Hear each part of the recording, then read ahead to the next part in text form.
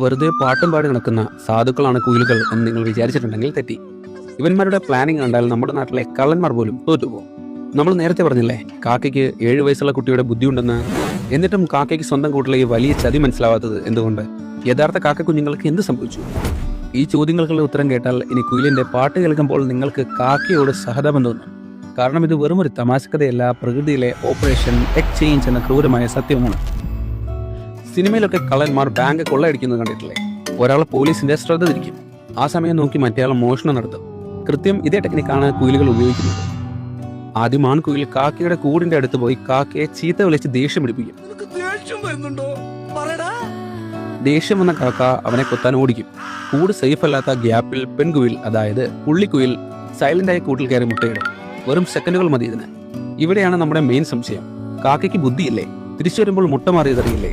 ഇല്ല, ഇവിടെയാണ് കുയിലിന്റെ ബുദ്ധി.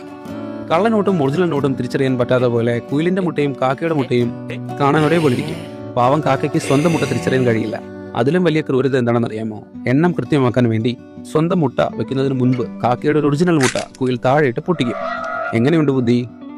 ഇനിയാണ് യഥാർത്ഥ ട്രാജഡി. കാക്ക കുഞ്ഞുങ്ങൾ വിരിയാൻ 16 ദിവസം എടുക്കും. എന്നാൽ കുയിൽ കുഞ്ഞ് വെറും 12 ദിവസം കൊണ്ട് വിരിഞ്ഞിറങ്ങും. ഇവൻ വായ തുറന്നാൽ നല്ല ചുവന്ന നിറമാണ്. അമ്മ കാക്ക കൊണ്ടുവരുന്ന ഭക്ഷണം മുഴുവൻ ബഹളമുണ്ടാക്കി ഇവൻ തട്ടിയെടുക്കും. ഇതൊരു 10ാം ക്ലാസ്സുകാരനും LKG കുട്ടിയും തമ്മിലുള്ള ഫൈറ്റ് പോലെയാണ്. കുയിലിന്റെ ശക്തിക്ക് മുന്നിൽ പാവം കാക്ക കുഞ്ഞുങ്ങൾ പട്ടിണി കിടന്ന് ചാകും. സ്വന്തം മക്കൾ മരിക്കുന്നത് അറിയാതെ കാക്ക ഈ ശത്രുവിനെ പൊന്നുപോലെ വളർത്തും. ഇനിയൊരു രസകരമായ കാര്യം പറയാം. നമ്മുടെ നാട്ടിലെ കുയിലുകൾക്ക് മാത്രമേ ഈ ഉടായ്പ സ്വഭാവമുള്ളൂ. അമേരിക്കയിലൊക്കെ കാണുന്ന കുയിലുകൾ വളരെ മാന്യന്മാരാണ്. അവർ സ്വന്തമായി കൂടുണ്ടാക്കും, സ്വന്തം മക്കളെ കഷ്ടപ്പെട്ട് വളർത്തും. നമ്മുടെ കുയിലുകളെ പോലെ മടിയന്മാരല്ല അവർ. പക്ഷേ ഇവിടെ കഥാവസാനം സങ്കടകരമാണ്.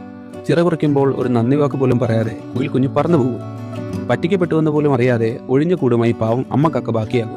പ്രകൃതി ചിലപ്പോൾ വല്ലാത്ത ക്രൂരമാകാറുണ്ട്. ഇവിടെ ഉത്തരം കിട്ടാത്തൊരു ചോദ്യമുണ്ട്. സ്വന്തം ചോരയല്ലെന്നറിയാതെ ഉള്ളു തുറന്ന് സ്നേഹിച്ച അമ്മ കാക്കയാണോ, അതോ ആ സ്നേഹം കിട്ടാതെ പുറംലോകം കാണാതെ പോയ കാക്ക കുഞ്ഞുങ്ങളാണോ നിങ്ങളുടെ മനസ്സിലൊരു വിങ്ങലായി നിൽക്കുന്നത്? കമന്റ് ചെയ്യൂ.